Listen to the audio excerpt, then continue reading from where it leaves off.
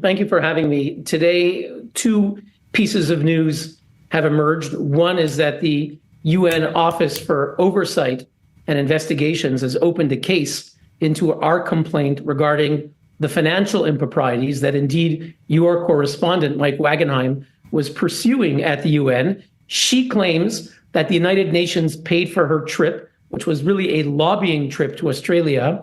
She claims that UN paid for it, but the pro-Hamas lobbying groups in Australia initially said they sponsored it. She said the UN did, but when your correspondent asked several UN agencies, not a single UN agency is willing to confirm that the UN paid for it. So now there's an investigation into our allegations of serious financial improprieties by Francesca Albanese.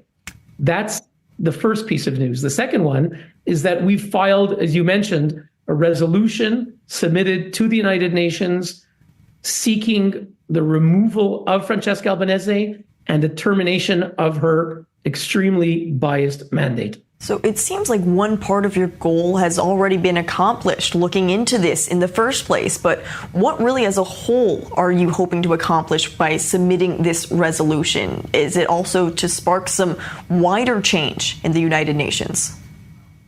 Well, look, Francesca Albanese today may fairly be considered one of the most dangerous anti-Semites in the international arena today. She is incessantly spewing pro-Hamas support for terrorism, anti-Semitic statements comparing Israelis to Nazi Einsatzgruppen murderers every 5 minutes. And it's not insignificant. Her words as a UN expert are quoted by The Guardian and other newspapers. She gets other UN experts to co-sign her statements.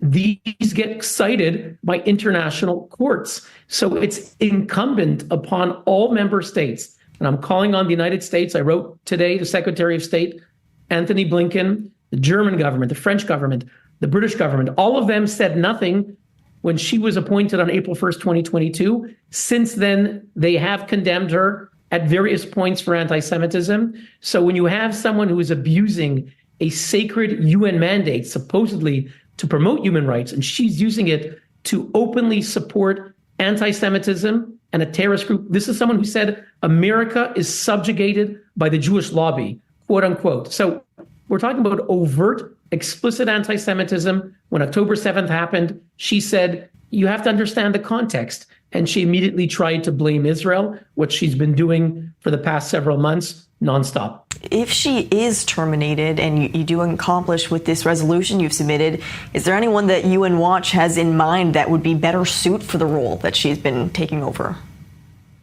Well, let's be clear. There is no procedure to remove a mandate holder. However, there is an established procedure to end the mandate itself. And so, therefore, our resolution, which can be read at unwatch.org, it's about 6 or 7 pages long. It cites the fact not only that Albanese does not deserve to be a UN human rights expert, but the mandate itself, contrary to what the UN says. The UN yesterday told Fox News that her mandate is to investigate human rights issues in the Palestinian territories. Not true. It's a lie. Her mandate from 1993 is to investigate, and I quote, Israel's violations. So the mandate itself is inherently biased. What we're calling for is to end the mandate. No one else should replace her.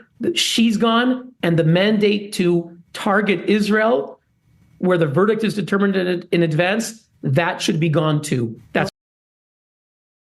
Well, the Australian media have been duped by a woman who claimed to be an impartial United Nations rapporteur, but in actual fact was here on a trip funded by the Palestinian lobby. You'll remember the publicity sweep that Francesca Albanese did on Australian television, where she only had angry words to say about Israel. Israel cannot claim the right of self-defense against a threat that emanates from the territory it occupies. The thing is that there shouldn't have been a blockade for 16 years enabling Hamas to rule over Gaza as it has done against the will of Jerusalem. Is Hamas using this hospital as a command centre? You need to ask Israel to provide the proof that it is using it. Because look, we have gone through 5 major wars before this one, and Israel has attacked hospitals and ambulances. Oh, propaganda. And when she was on Sky News, Pete Stefanovic did a tough interview with her and put her through her paces. But Francesca Albanese's bias was then further exposed when the project host, Waleed Ali, asked her this very important question. What would be the right response from Israel to the terror attacks on October 7? Well, her answer? 0 response from Israel. Nothing. Have a look. In your view, what would the correct response have looked like? The response was to be given in terms of law enforcement, because Gaza is occupied and it's under belligerent occupation. So Israel has powers to enforce the law and to pursue all security measures that are deemed necessary, considering that this is occupied territory. It could have relied on the United Nations to demilitarize Hamas if this was the target. So, no, Israel shouldn't have responded to the worst terror attacks, the worst loss of life for the Jewish people since the Holocaust. Oh, just send in the UN to take weapons off Hamas. What a farcical response.